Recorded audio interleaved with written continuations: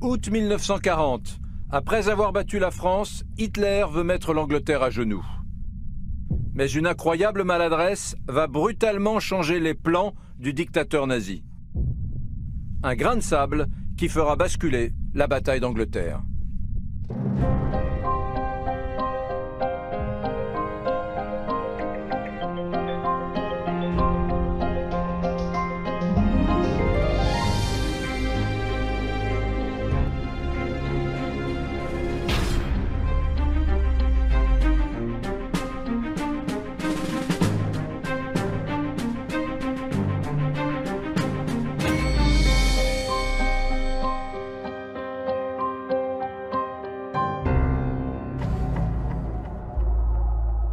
Août 1940, Hitler face à Churchill. Depuis des semaines, les bateaux et les côtes anglaises sont bombardés par l'Allemagne nazie.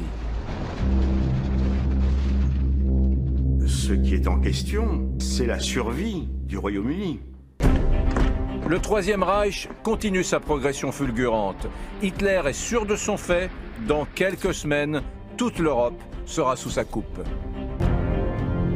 Göring, son bras droit, l'en a assuré. Ce n'est plus qu'une question de jours. Churchill sait qu'il est le dernier à se battre en Europe face au rouleau compresseur du Troisième Reich.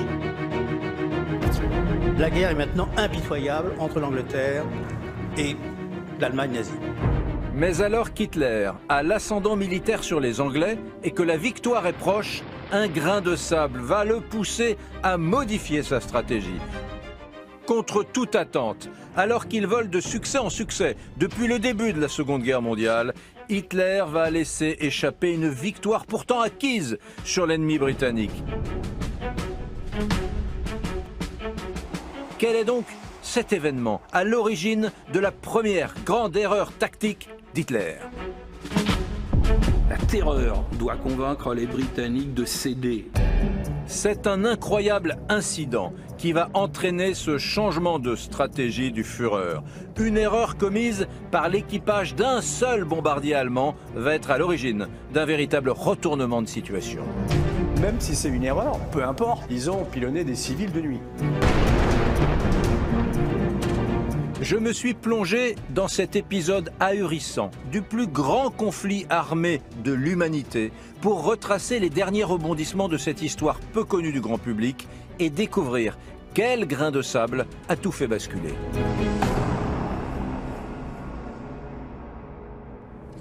En ce début d'été 1940, Adolf Hitler jouit d'une popularité incroyable en Allemagne. Il est parvenu à faire ce que ses généraux n'imaginaient même pas en début d'année. Il a conquis la France au terme d'une campagne militaire de seulement 3 semaines. Et Adolf Hitler, désormais, pense à l'étape suivante. Et l'étape suivante, c'est l'Angleterre. D'ailleurs, dans son esprit, le plan est assez clair. Il souhaite assommer littéralement les populations britanniques par des bombardements et dans un second temps, à la mi-septembre, envahir tout simplement les îles britanniques au terme d'une opération qu'il a lui-même baptisée l'opération Otari. Alors au départ de cette guerre aérienne qui se dessine entre l'Allemagne nazie et l'une des dernières démocraties européennes encore debout, l'Angleterre, le rapport de force est caricatural et il pèse bien sûr en faveur de l'Allemagne. Et pourtant un grain de sable, un tout petit grain de sable, va changer le cours de l'histoire. L'Allemagne nazie entend détruire l'Angleterre en quelques semaines dans une nouvelle guerre éclair. En 8 mois, le Troisième Reich a déjà eu raison de la Pologne, du Danemark, de la Norvège, du Luxembourg, des Pays-Bas, de la Belgique, de la France. Hitler exerce une domination écrasante sur l'Europe. Pour mieux comprendre le contexte qui précède la bataille d'Angleterre, j'ai rencontré Jean-Paul Bled. Il est historien et spécialiste de l'Allemagne. Hitler souhaiterait faire la paix avec l'Angleterre. Malgré les apparences, il est plutôt anglophile. Il a toujours marqué une grande admiration pour l'Angleterre et il considère qu'après cette première partie du conflit, celui-ci devrait s'arrêter. Le 19 juillet, il prononce un discours devant le Reichstag à Berlin. Et en fait, ce que Hitler propose aux Anglais est très simple. Le continent européen à l'Allemagne. Pour le reste, vous gardez votre empire intact et ne nous en mêlons pas.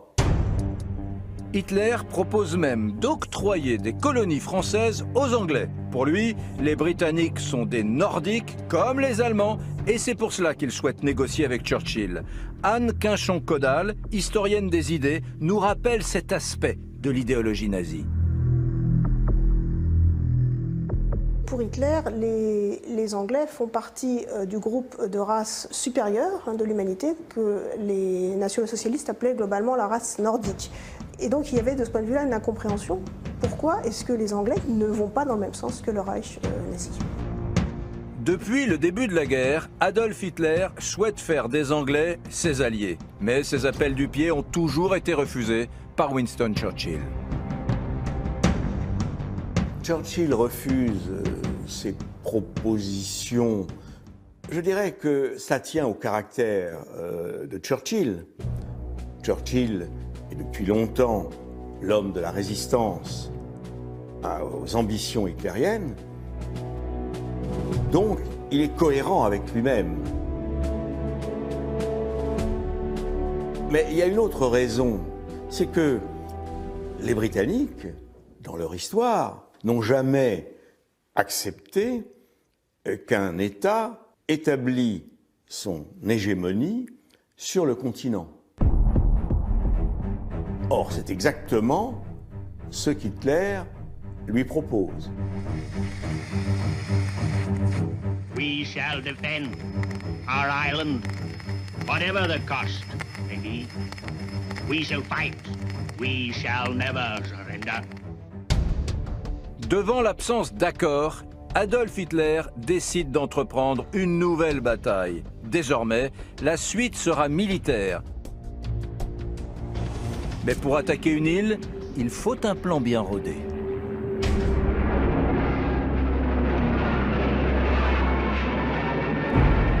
Pour comprendre le déroulement de cet épisode du conflit mondial, je rencontre Jérôme de Lespinois. Il est l'auteur d'un livre qui fait référence sur la bataille d'Angleterre. Qu'est-ce qu'on y met dans cette expression « la bataille d'Angleterre » ? C'est une succession d'actions multiples, aériennes. La bataille d'Angleterre, c'est un emploi de l'arme aérienne pour faire pression sur les Britanniques. Et cette bataille aérienne, elle se concrétise par plusieurs raids qui sont menés par l'aviation allemande. C'est plusieurs centaines de bombardiers qui sont protégés par plusieurs centaines de chasseurs qui se rassemblent au-dessus du continent, qui foncent vers leurs objectifs et puis qui reviennent.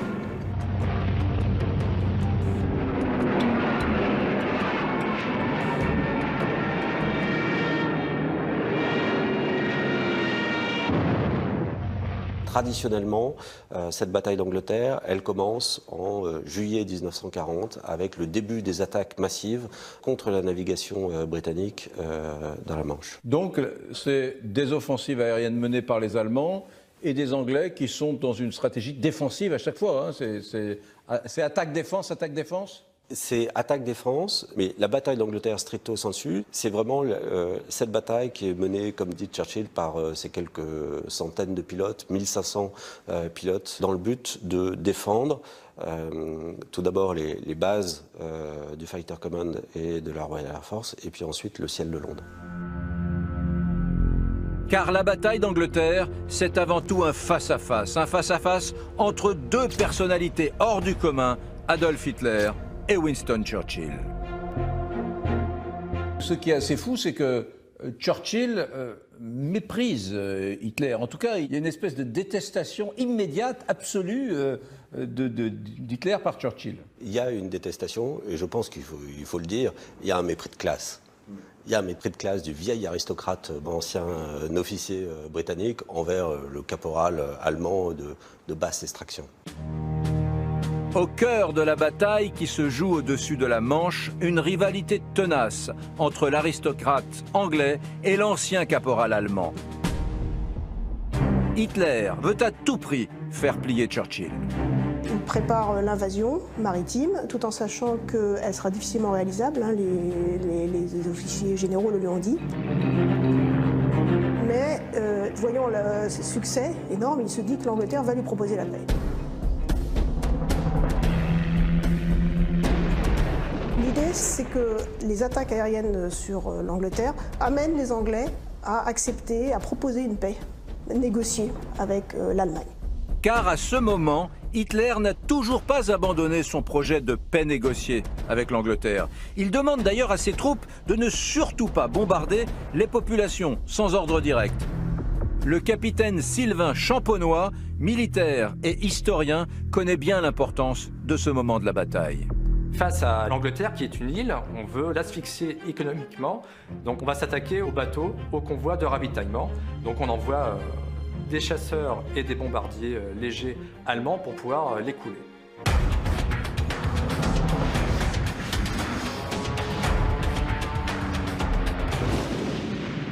Il y a aussi un deuxième calcul.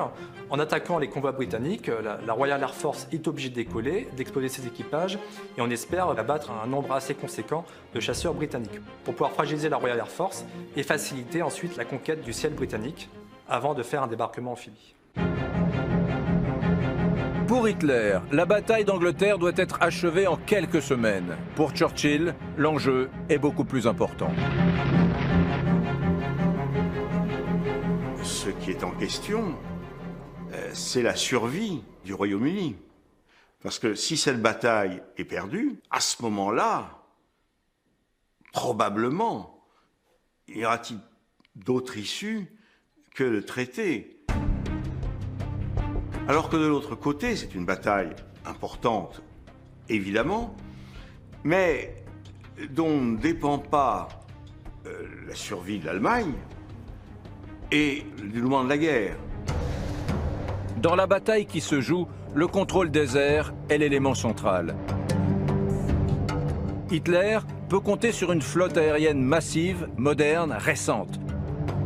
Churchill, lui, dispose aussi d'avions modernes, mais moins nombreux. Est-ce que ce sont des forces comparables, hein, la Luftwaffe et la Royal Air Force ? Alors, il faut déjà dire que la Luftwaffe, c'est une armée de l'air de création récente. Elle a été recréée par Hitler en 1935.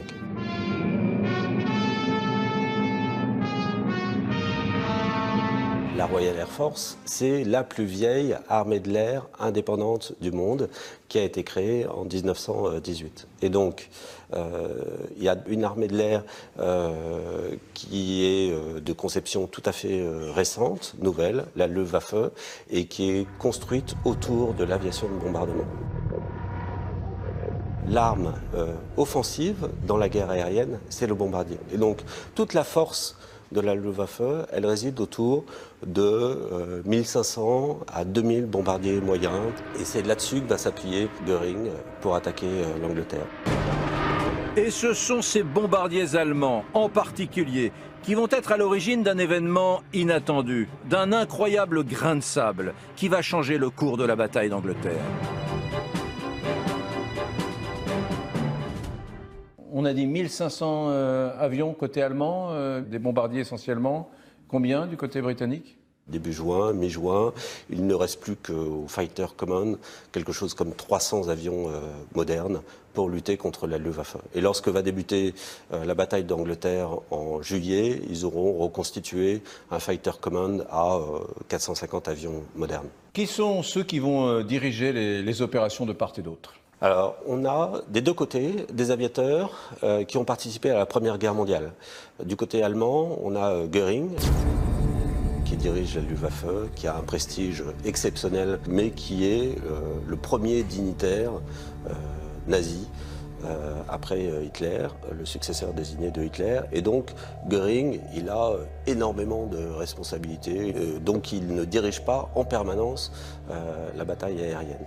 Et du côté britannique, on a Dowding, qui est chef du Fighter Command, qui a l'expérience de la Première Guerre mondiale et qui a commandé son escadrille jusqu'en 1917 en France. Qu'est-ce qu'il est rassemble? Qu'est-ce qui les différencie dans leur façon de commander, d'appréhender le combat aérien et cette bataille d'Angleterre? Alors Göring n'est pas sur place, il vient sur place de temps en temps avec son train blindé, il vient assister aux grandes offensives, mais les réunions de commandement, les grandes décisions stratégiques, elles sont prises en Allemagne où il convoque les chefs des 2e et 3e armées aériennes et les décisions, elles sont prises loin du champ de bataille. Döding, lui, est au cœur de la bataille. Il est dans le PC du Fighter Command et ce PC, il est capable de présenter à Döding la situation en temps réel. Et ça, c'est la grande nouveauté de la bataille d'Angleterre. On estime à 20 minutes le temps entre le repérage des avions par tout le système mis en place par le Fighter Command avec les radars, l'Observer Corps, jusqu'à cette salle enterrée du Fighter Command à Bentley Priory où sont représentés sur une immense carte les raids aériens allemands et les forces amies qui sont chargées d'intercepter ces raids.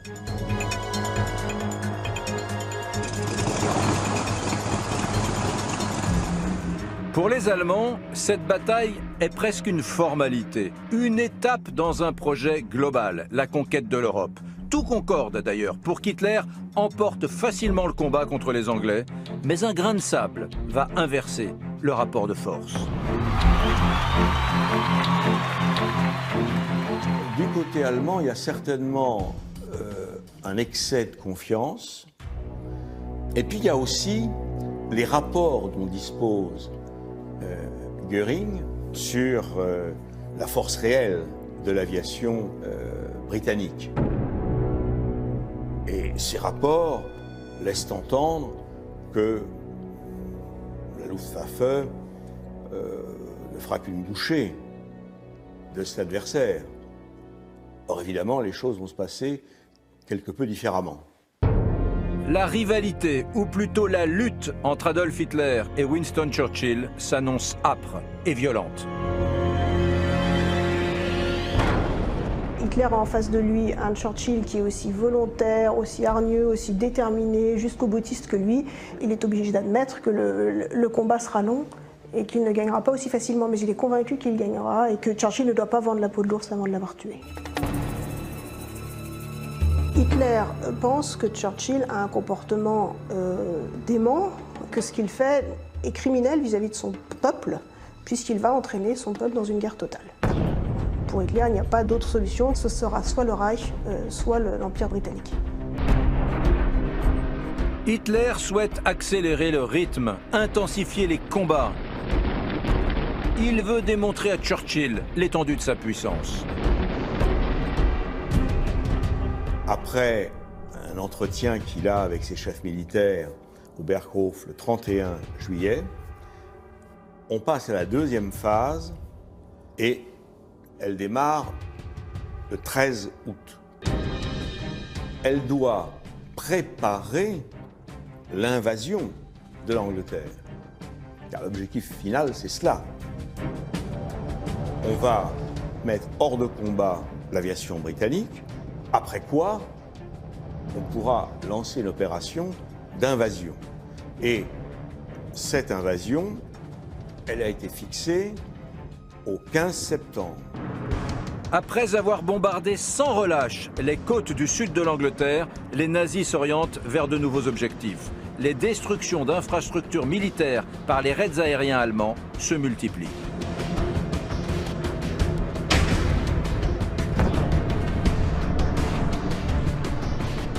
Il y a des cibles très précises. Il y a les terrains d'aviation et il y a les usines d'armement. Donc, on va détruire le maximum d'appareils en fonctionnement et ils ne seront pas remplacés. Et à partir de là, pourra commencer la grande opération Otari.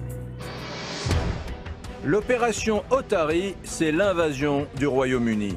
Pour pouvoir passer à la phase finale de son plan, Hitler multiplie le rythme des attaques aériennes. Et il y a mieux, le Führer veut passer à une étape supérieure en attaquant de nuit. Je rencontre Bernard Villemer, il est spécialiste des questions aéronautiques.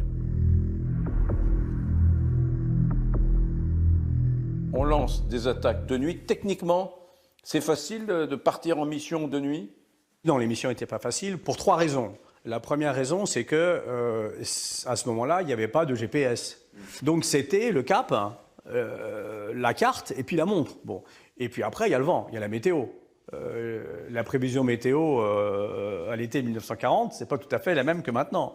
Et donc, ils faisaient une navigation à l'estime, et puis ils bombardaient à l'estime. C'est-à-dire qu'ils disaient, on est passé de façon certaine au Tréport à 13h, 15 minutes, 20 secondes. On fait du 3 nautiques minutes, je ne dois pas être tellement loin de la vérité. On a passé le Tréport depuis 50 minutes, on a donc fait 150 nautiques. On est au point estimé, on lâche. Voilà comment c'est fait. Donc si on n'a pas la bonne visibilité et s'ils n'ont pas la bonne estime du vent, des météos, et c'était le cas, alors ça peut être extrêmement imprécis. La précision toute relative de la navigation et le manque d'informations fiables concernant la météo compliquent particulièrement les missions des pilotes allemands. Il y a une question déterminante pour les forces aériennes allemandes, c'est qu'elles ne sont pas chez elles et il faut qu'elles se transportent sur l'Angleterre et puis qu'elles rentrent. Le temps sur le site à bombarder, il est assez limité, hein. On ne peut pas passer des heures comme ça sur l'Angleterre. Je crois que vous avez mis le doigt sur un point important. C'était vrai pour les bombardiers, mais c'était aussi vrai pour les chasseurs. Parce que quand on est engagé dans un combat, au bout d'un certain temps, il faut se dégager pour rentrer. Parce que sinon, soit on se fait abattre, soit on saute en parachute parce qu'on n'a plus d'essence. Et puis il y a un autre élément technique. Lorsqu'on est loin de chez soi et qu'on ne sait pas trop où on n'a qu'une peur, c'est de tomber en panne sèche. Donc à un moment ou autre, on fait sa mission et on revient. Comment on lâche les bombes à la main? Enfin, j'ai aucune idée. Quand on arrive sur le site, sur l'usine qu'on veut bombarder. Il y a des calculs qui sont faits en fonction de l'altitude et en fonction de la vitesse de l'avion. Ils en déduisent le point à partir duquel il faut qu'il largue la bombe. La bombe, elle est suspendue. Hein. Il y a un verrou qui s'ouvre et puis la bombe, elle tombe. Alors la bombe, elle a une forme un peu aérodynamique, hein, de façon à ce qu'elle puisse avoir une trajectoire la plus pure possible. Et puis la bombe, elle part avec la vitesse de l'avion. Donc elle a une trajectoire comme ça. Elle ne part pas comme ça. Donc c'est pour ça que pendant que l'avion avance, la bombe, elle fait ça. D'accord. Donc quand l'avion largue une bombe, pratiquement, il la voit exploser sous ses ailes, pratiquement quelques nautiques plus tard. Avec des raids incessants, le jour, la nuit, dans les terres et sur les côtes, l'Angleterre est exsangue. Une situation désespérée qui va être totalement renversée par l'incroyable erreur de l'équipage d'un bombardier. Pour les Anglais, le rythme effréné de largage des bombes est insupportable. Pierre Julien, journaliste spécialisé sur les questions de défense, revient sur l'incroyable déconfiture de la Royal Air Force. C'est une guerre d'endurance parce que la Royal Air Force pensait avoir quand même les moyens de pouvoir lutter avec efficacité contre la Luftwaffe, mais les rapports vont assez vite s'inverser. C'est-à-dire que malgré le courage, malgré la ténacité britannique de ces pilotes de la Royal Air Force, par son nombre, la Luftwaffe réussit petit à petit à renverser la donne en écrasant les aérodromes, en détruisant aussi, ne l'oublions pas, une partie des radars. Donc ça veut dire que la Royal Air Force est pratiquement aveugle sur une partie de la côte et ensuite n'a plus les moyens de faire décoller ses avions puisque les aérodromes sont sans cesse attaqués et petit à petit, la situation devient pratiquement désespérée. L'issue de la bataille d'Angleterre est donc entre les mains des Allemands. Dowding, le chef de l'armée de l'air britannique, dira à ce moment du conflit « Seul un miracle pourrait nous sauver ». À cette date, 23-24 août, on peut avoir l'impression que ce n'est plus qu'une affaire de quelques jours. Seulement, il y a un grain de sable qui va intervenir, un événement inattendu et qui va bouleverser complètement la donne.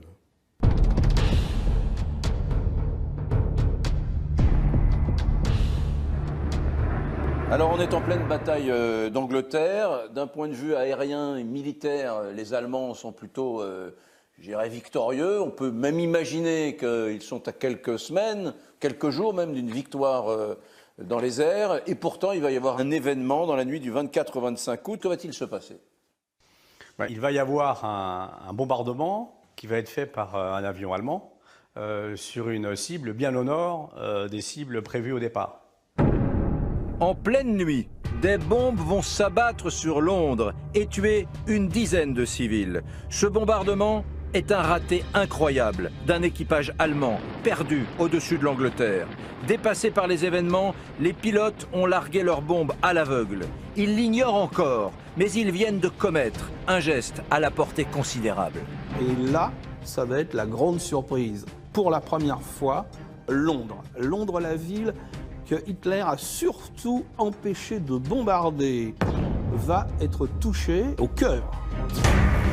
Hitler avait donné pour consigne de ne jamais bombarder la capitale anglaise sans son accord direct. Cette attaque est d'autant plus traumatisante qu'elle a lieu en pleine nuit, entre 23h et 3h du matin. Dans cette nuit du 24 au 25 août 1940, le pilote allemand du Heinkel, que sait-on? Il a largué ses bombes de façon volontaire, il s'est trompé, c'était vraiment l'objectif qu'il voulait atteindre sur ordre. Que sait-on sur cette affaire? Je crois que personne ne saura jamais si c'est volontaire ou pas. On peut tout au plus avoir une appréciation. Les conditions météo étaient extrêmement difficiles à lire pour avoir une bonne précision d'impact sur les bombes. Le pilote avait des contraintes d'autonomie. Donc est-ce qu'il a voulu larguer ses bombes? Parce que le problème des bombes, c'est que ça frotte, ça fait consommer plus. Donc quand on largue les bombes, on consomme moins de pétrole. Donc s'il a été trop loin, il a consommé 2 fois plus. 1 parce qu'il était trop loin et 2 parce qu'il était armé pendant qu'il était loin. Donc la distance retour, il ne fallait pas qu'il la fasse avec les bombes. Donc il n'allait pas revenir en choisissant son endroit pour larguer les bombes. Il a dit « Oh là, je me suis trompé, j'ai été trop loin », ou tout simplement « je suis perdu », ou bien « je ne sais pas où je suis, je reviens, on est limite en autonomie, je largue ».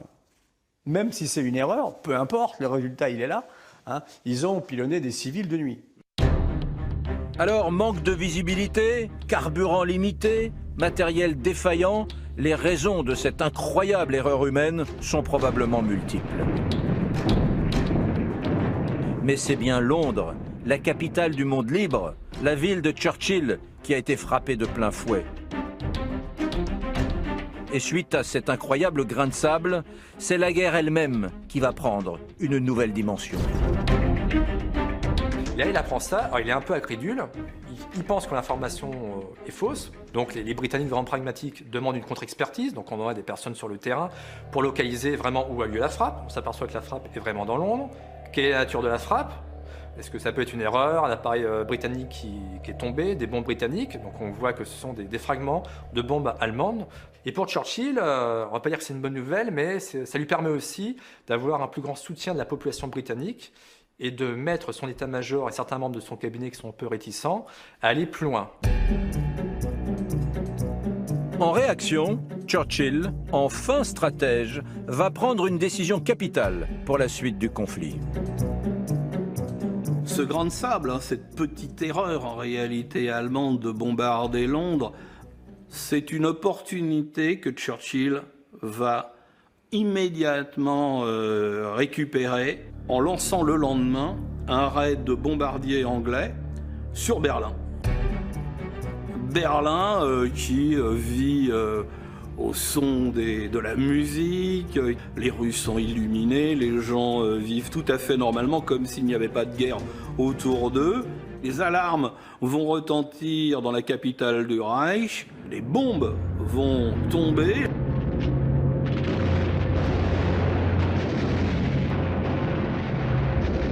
Ça va être l'humiliation suprême. Et voilà donc Hitler, le maître de l'Europe, qui se croyait intouchable, frappé à son tour. C'est vraiment un camouflet qui est jeté à l'Allemagne, à Hitler, au ministère de la Propagande, donc qui est dirigé par Goebbels. Et ça montre à l'allié américain que les Britanniques sont prêts à aller jusqu'au bout et que ce sont des personnes sur qui on peut compter. Il y a évidemment une personne qui va le prendre très mal, c'est Adolf Hitler. On vient le frapper carrément en son sein, dans sa capitale du Reich si chérie, alors que Hermann Göring avait de lui-même affirmé que jamais une bombe ne tomberait sur le sol allemand, que si elle tombait, on pouvait carrément d'ailleurs ne plus l'appeler Göring, mais l'appeler Meyer par exemple. Et à partir de là, Hitler va ordonner à Hermann Göring de bombarder les villes anglaises et surtout Londres, le symbole. Il faut absolument que Londres soit transformée en chaleur et lumière, c'est-à-dire tuer le maximum de civils. La terreur doit convaincre les Britanniques de céder. Quelques bombes tombées sur Londres par un incroyable concours de circonstances vont donc provoquer une véritable escalade de violence entre les dirigeants allemands et anglais. Et désormais, la population sera la principale victime de leur face-à-face. Luc Marie nous parle du rôle déterminant de l'état psychologique d'Adolf Hitler dans la bataille d'Angleterre. Hitler est foudrage, Berlin a été bombardé, début septembre 1940, tout change. Hitler, lors d'un discours le 4 septembre, se montre non seulement furieux, mais vexé. Vexé pour lui, c'est la honte. C'est véritablement la honte de voir les Britanniques aller jusqu'à Berlin. Ils ont passé toutes les DCA. C'est pas normal, quand même, que la capitale du futur monde soit bombardée. En conséquence, le 4 septembre 40, Hitler fait un discours retentissant en disant « Ils ont osé bombarder la capitale du monde, et bien, en conséquence, nous allons raser toute leur ville. » La guerre est maintenant impitoyable entre l'Angleterre et l'Allemagne nazie. Et 3 jours après le fameux discours du Palais des Sports, c'est une flotte aérienne de plus de 1000 avions, 1000 appareils, dont 600 chasseurs, qui vont bombarder une nuit entière les docks, les raffineries. Londres va s'embraser et on va dénombrer quand même près de 450 morts. Et ça va complètement changer, cette fois-ci, la guerre elle-même, puisque c'est le commencement dit du Blitz. Le Blitz, c'est-à-dire que cette fois-ci, et jusqu'au mois de mai 1941, Londres va être bombardée d'une façon ininterrompue, au moins 57 nuits de suite consécutives.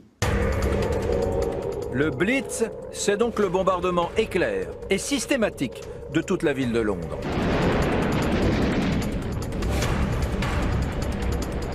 Lorsqu'Hitler va commencer à bombarder Londres de façon intensive, j'imagine aussi que sur le plan politique, on y voit plus clair. À compter du Blitz, il n'y a plus de possibilité de compromis. Cette fois-ci, disons que les facteurs psychologiques l'emportent largement sur les facteurs technologiques. Il n'y a qu'une chose qui compte, c'est résister. Résister à tout prix, et quel qu'en soit le prix, au prix quand même de 40 000 victimes. Mais finalement, les Britanniques n'ont à aucun moment cédé, à aucun moment fait pression ou manifesté pour obliger Churchill à négocier une paix séparée avec Hitler. Problème de météo ou mauvaise estimation de l'équipage, ce grain de sable est un tournant de la bataille d'Angleterre. Le plan d'Hitler ne se déroule plus comme prévu. Et Churchill incarne désormais, pour le monde libre, la possibilité d'une victoire sur l'Allemagne nazie. Une première depuis le début de la Seconde Guerre mondiale. L'objectif visé d'abattre le moral des populations britanniques, cet objectif, il n'est pas atteint. Au contraire, c'est une erreur d'Hitler, certainement, qui va resserrer le peuple britannique autour de son Premier ministre, autour de son armée. Alors, suite au largage involontaire de ces bombes sur Londres, Churchill doit désormais prendre l'avantage. Pour cela, il doit mobiliser toutes les forces encore disponibles. Et il va faire appel à des pilotes hors du commun, des pilotes particuliers qui ont un compte à régler avec Adolf Hitler. Dans cette Royal Air Force, on a des combattants, des pilotes qui viennent de toutes les nationalités d'Europe. Oui, parce que l'Angleterre, en 1940, c'est la dernière enclave de la liberté. Ouais. C'est là où se sont réfugiés pratiquement 6 ou 7 gouvernements des pays conquis par Hitler et la Wehrmacht dans les mois qui ont précédé, et notamment le gouvernement polonais et tchèque. Et parmi les pilotes les plus chevronnés à l'époque, il y a beaucoup de pilotes étrangers. Le plus fort contingent, c'est celui de la Pologne. On en compte près de 145. Et c'était d'ailleurs les plus déterminés à se battre dans le ciel anglais, car ils voulaient venger l'occupation de la Pologne. Eux, ils voulaient vraiment faire payer à l'Allemagne l'occupation polonaise. L'arrivée des pilotes polonais dans ce moment clé de la bataille d'Angleterre est le fruit d'une incroyable histoire. Ce qui se passe, c'est qu'en réalité, Hugh Dowding, qui lui, effectivement, hésitait à prendre des Polonais dans les rangs de la Royal Air Force, se rend compte qu'effectivement, il n'a plus de pilotes. Et à partir de là, ces Polonais-là vont prouver en réalité qu'ils savent faire. On est le 30 août 1940, un capitaine polonais, alors qu'il est en entraînement avec des bimoteurs Blenheim de la Royal Air Force, repère tout à coup des bombardiers allemands et il va attaquer.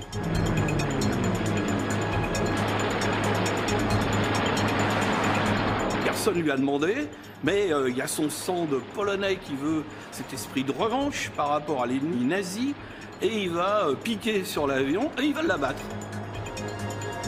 À partir de là, les Anglais qui ont tellement besoin de pilotes se disent « Ah ben les Polonais finalement sont pas si mauvais qu'on croyait ». Et le lendemain, le 31, le 303e Squadron est déclaré opérationnel. Et à partir de là, les Polonais vont montrer un courage exceptionnel et surtout une adresse, un art du pilotage que finalement peu de pilotes dans la Royal Air Force avaient, puisque c'est 126 avions abattus pour 8 pilotes polonais tués. C'est le meilleur ratio de la bataille d'Angleterre. Dans ce nouveau visage que prend la bataille d'Angleterre, les Britanniques font preuve d'un courage sans faille. Et Hitler est bien obligé de revoir ses plans. Il abandonne d'ailleurs l'idée du débarquement sur l'île et annule carrément l'opération Otari. De son côté, Churchill pilonne obstinément Berlin, même s'il se heurte à certaines difficultés. Une des difficultés, c'est la capacité des chasseurs britanniques à aller assez loin. Ce sont des appareils forcément plus petits que les bombardiers, donc ils peuvent emmagasiner moins de carburant. Donc ils vont moins loin. Et lorsque les bombardiers arrivent sur objectif, les bombardiers britanniques, ils ne sont plus protégés par des chasseurs. Et les Allemands ont vraiment une DCA, une défense contre avion, qui est vraiment très efficace. Donc les appareils britanniques, lorsqu'ils arrivent sur objectif, ont une résistance acharnée. Donc ils sont abattus ou ils ne peuvent pas passer le temps qu'ils voudraient sur l'objectif pour bombarder avec précision. Désormais, la bataille d'Angleterre devient une guerre d'usure et le conflit se prolonge jusqu'en 1941. En Allemagne, comme au Royaume-Uni, les villes martyrs se multiplient, victimes de bombardements incessants et meurtriers. Luc Marie, quand on y réfléchit, cette bataille aérienne, la Luftwaffe aurait dû la remporter. Ah oui, tout militait en faveur d'une écrasante victoire de la Luftwaffe en l'espace de quelques semaines. D'ailleurs, tous les experts, que ce soit allemands ou étrangers, pariaient sur une rapide victoire de la Luftwaffe contre l'Angleterre. D'autant plus que toutes les rives de la Manche et de la mer du Nord leur appartiennent. Ce pilote de la Luftwaffe qui va lâcher cette bombe sur Londres, alors il a pour vous changé le cours de l'histoire? On peut aller jusque-là? Oui, on peut aller jusque-là, car sans cet incident de la nuit du 24 au 25 août, il est probable qu'Hitler aurait continué sa politique de pilonnage des aérodromes, des stations radars, des centres de commandement, et que dans les semaines, grosso modo, qui ont suivi, l'Angleterre aurait été obligée de capituler. C'est bien cela. La bataille d'Angleterre s'est donc jouée sur quelques bombes larguées par des pilotes allemands probablement égarés. Une erreur humaine aux conséquences absolument inédites. Alors c'est un grain de sable qui va faire que pour Churchill, c'est un événement extraordinaire. C'est quelque chose qu'il n'avait certainement pas pensé et qui va lui permettre de changer finalement à travers le raid sur Berlin tous les plans allemands. Et c'est vrai que là, il tente un coup de poker, c'est-à-dire Hitler, tellement ulcéré de voir Berlin frappé par quelques bombes anglaises, va ordonner à Hermann Göring de modifier ses plans, de ne plus consacrer ses raids sur les aérodromes, sur les radars anglais, mais bien d'arriver à détruire Londres. Mais en même temps, le fait de concentrer leurs opérations aériennes sur Londres, sa banlieue, Ça va permettre à la Royal Air Force de récupérer ses aérodromes, de reconstruire ces stations radars qui ont été détruites, et la Royal Air Force va se refaire une santé qui va lui permettre de gagner la bataille d'Angleterre.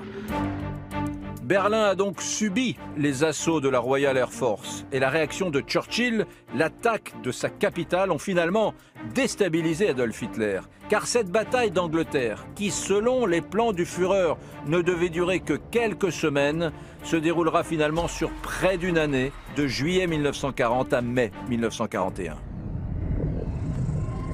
Berlin, évidemment, c'est la capitale de l'Allemagne, c'est sa résidence.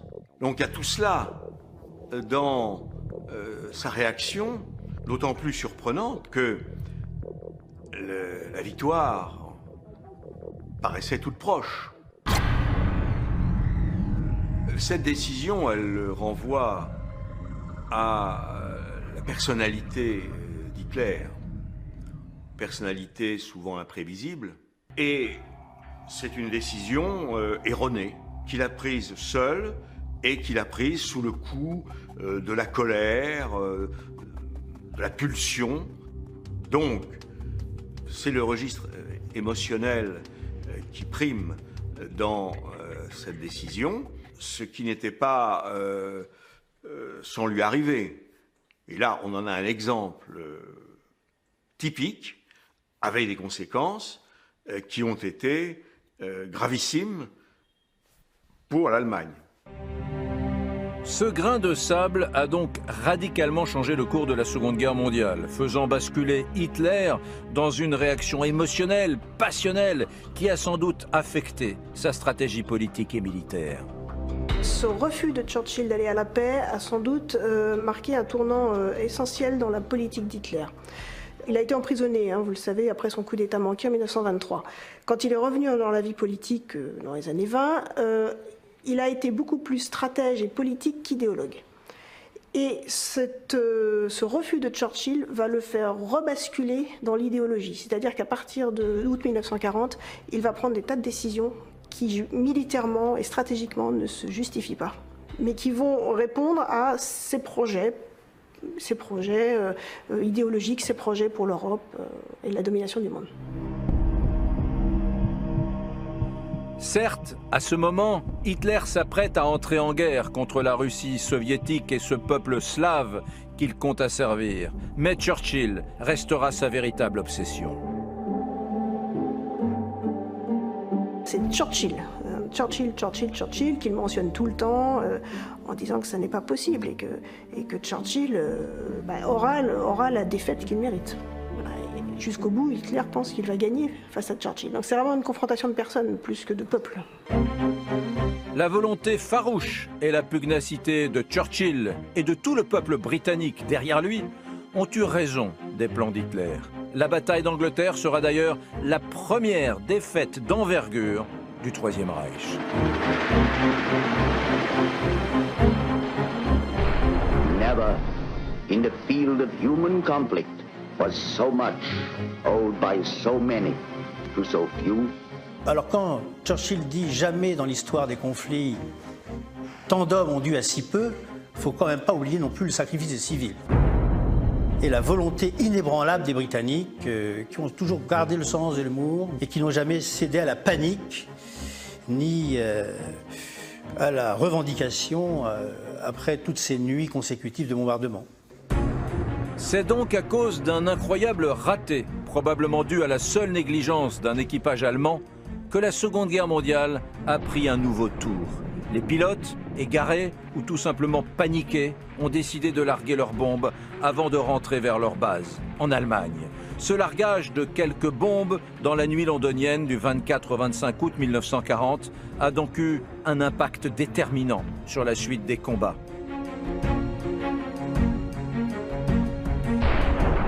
Hitler, pourtant victorieux depuis 1939, connaîtra avec la bataille d'Angleterre son premier revers militaire. Dans le camp des Alliés, Churchill représentera désormais l'espoir, la résistance, Après une année seule à survivre face aux bombardements incessants, l'Angleterre va réussir à convaincre les États-Unis de la rejoindre dans la guerre.